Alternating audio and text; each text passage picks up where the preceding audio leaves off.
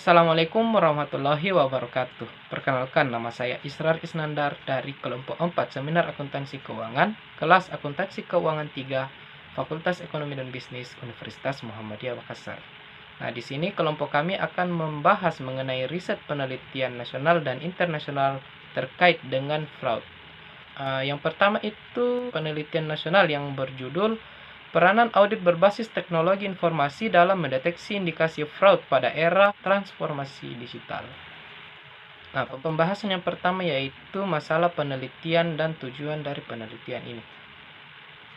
Seiring berkembangnya teknologi dalam suatu perusahaan, maka kegiatan serta masalah yang dihadapi pun semakin kompleks sehingga sulit untuk bisa diawasi secara menyeluruh. Hal tersebut bisa saja menimbulkan terjadinya fraud di lingkungan perusahaan. Nah, masalah-masalah fraud timbul di lingkungan perusahaan biasanya merupakan salah satu tanda bahwa terdapat suatu fungsi di dalam lingkungan perusahaan yang tidak dilaksanakan secara konsisten.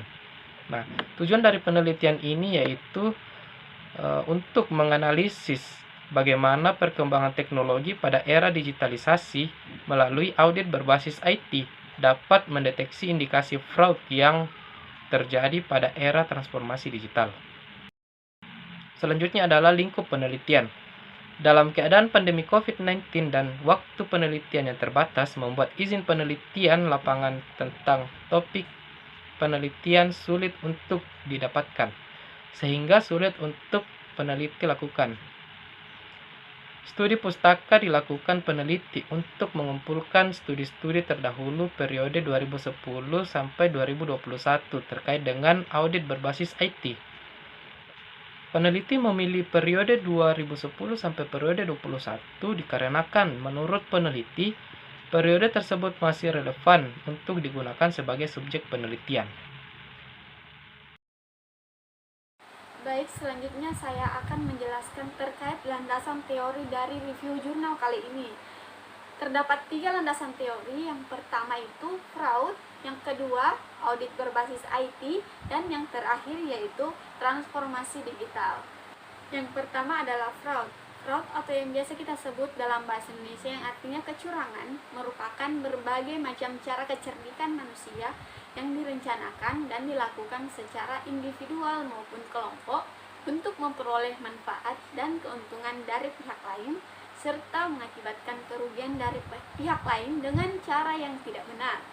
Menurut Said pada tahun 2014, tindakan ini biasanya meliputi penipuan yang disengaja yang dimaksudkan untuk mengambil aset atau hak orang lain.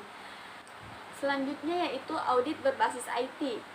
Audit berbasis IT yaitu merupakan sebuah proses mengumpulkan bukti dan mengevaluasi sebuah sistem informasi teknologi yang dimiliki oleh perusahaan dengan tujuan untuk mengetahui tingkat kesesuaian sistem informasi teknologi dengan prosedur yang telah ditetapkan, serta mengetahui apakah desain juga implementasinya sudah efektif, efisien, dan ekonomis.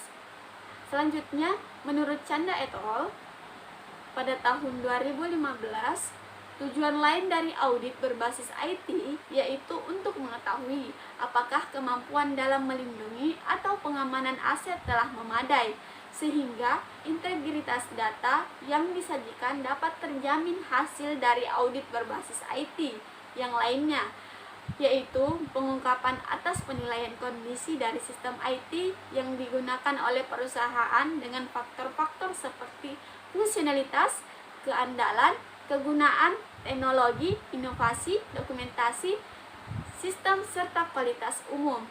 Selanjutnya yaitu transformasi digital.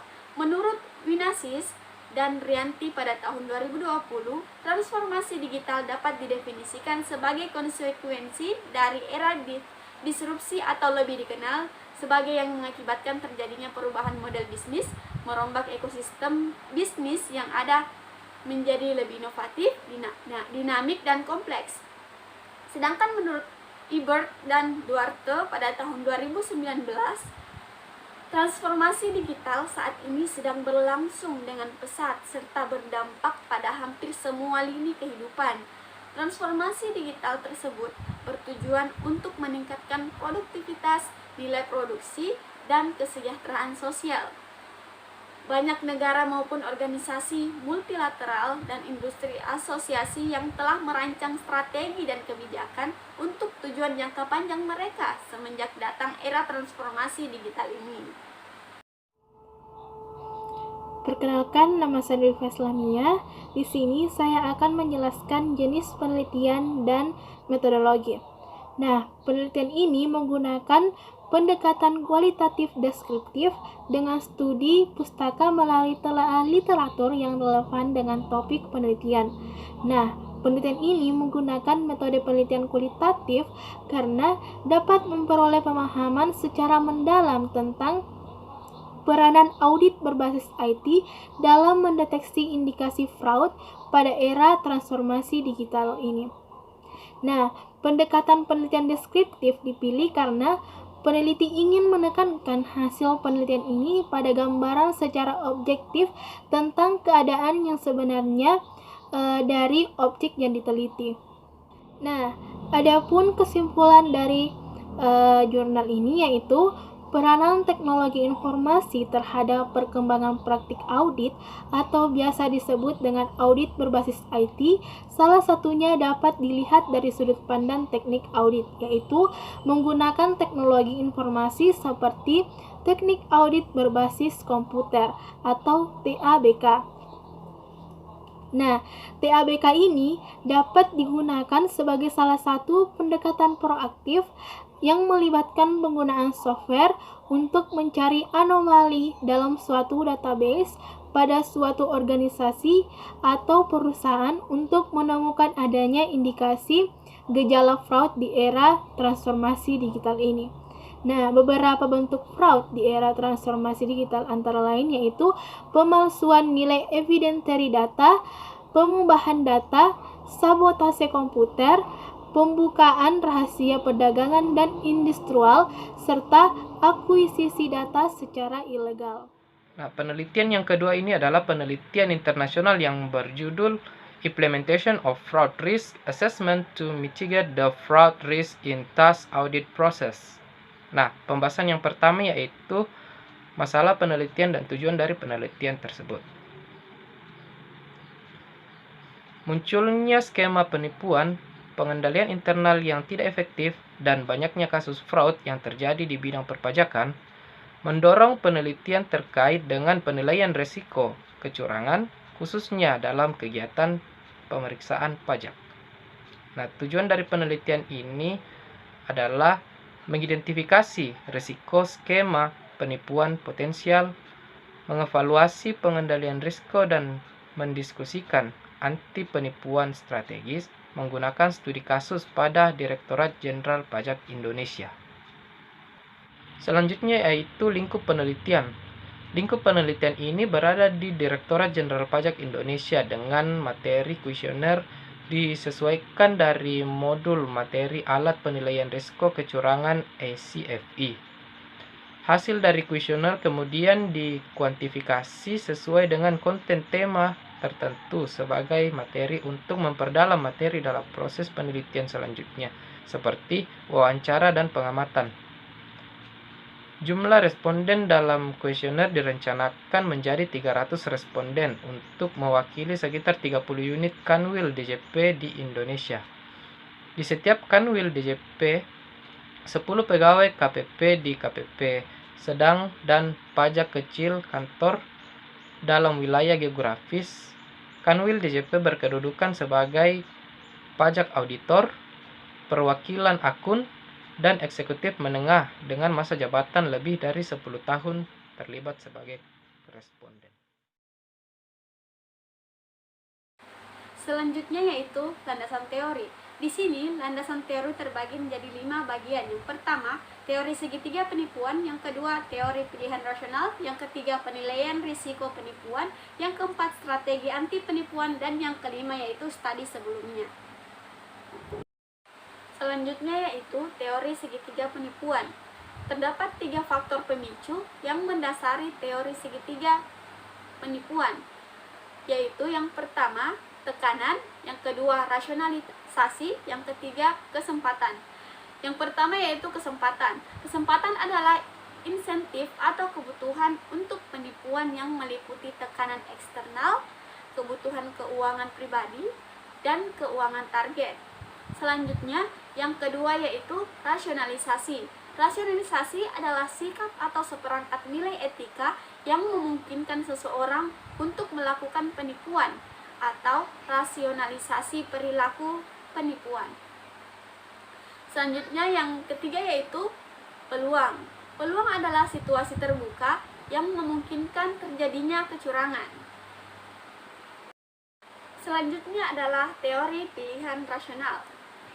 Menurut Becker, pada tahun 1974, teori pilihan rasional memprediksi bahwa penipuan dapat mencegah dengan meningkatkan kemungkinan penipuan untuk dideteksi.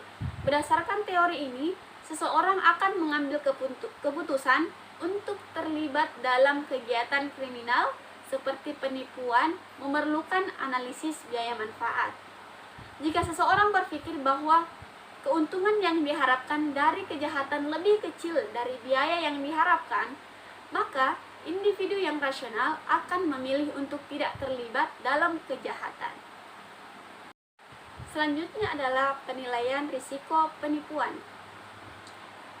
Menurut Captain, Jonigan, dan Givers pada tahun 2013, penilaian risiko penipuan atau fraud adalah proses yang dinamis dan berulang untuk mengidentifikasi dan menilai risiko penipuan yang relevan dengan organisasi. Definisi ini memberikan pemahaman bahwa proses penilaian suatu kecurangan risiko bersifat dinamis dan berulang. Selanjutnya yaitu strategi anti penipuan. Terdapat 3 strategi anti penipuan, yaitu pencegahan, detektif, dan investigasi. Yang pertama, pencegahan. Pencegahan yakni seperti strategi anti penipuan preventif, termasuk kesadaran akan penipuan, membangun kode etik, pelatihan, dan lain-lain. Yang kedua yaitu detektif. Detektif atau penerapan strategi detektif anti-fraud meliputi implementasi WBS, Key Fraud Indicators, prosedur audit khusus terkait untuk skema tertentu, dan lain-lain. Selanjutnya yang ketiga yaitu investigasi. Investigasi dilakukan melalui prosedur yang relevan dan pengumpulan data yang memadai yang dimaksudkan untuk menolak atau mendukung suatu tuduhan penipuan. Selanjutnya yaitu studi sebelumnya. Mengenai analisis pelaksanaan strategi anti-fraud pada tahun 2016, Widoretno membuktikan bahwa peran audit internal dalam anti-fraud strategi berkontribusi pada terwujudnya good corporate governance. Nah, selanjutnya jenis penelitian dan metodologi. Dengan pendekatan metode campuran sekuensial melalui kombinasi kuantitatif dan kualitatif penelitian dan dengan menggunakan teori pilihan rasional, penelitian ini memperluas literatur penelitian sebelumnya dengan memberikan bukti bahwa penipuan dapat dicegah dengan meningkatkan probabilitas untuk mendeteksi skema penipuan. Adapun kesimpulan pada jurnal ini yaitu hasil penelitian ini menunjukkan bahwa terdapat 20 skenario fraud yang teridentifikasi dari pemeriksaan pajak dan penggalian potensi penerimaan pajak. Penilaian risiko penipuan dalam hal ini skenario menyimpulkan 7 skenario dengan risiko penipuan residual tinggi, 9 skenario dengan sedang tingkat, dan sisanya pada tingkat rendah. Nah, penelitian ini menunjukkan bahwa banyak aspek yang perlu dibenahi ditangani oleh Direktorat Jenderal Pajak Indonesia untuk memperkuat penanganan fraud. Mungkin hanya itu yang dapat kami sampaikan, kurang dan lebihnya mohon dimaafkan. Billahi fisabilillah, fastabiqul khairat. Wassalamualaikum warahmatullahi wabarakatuh.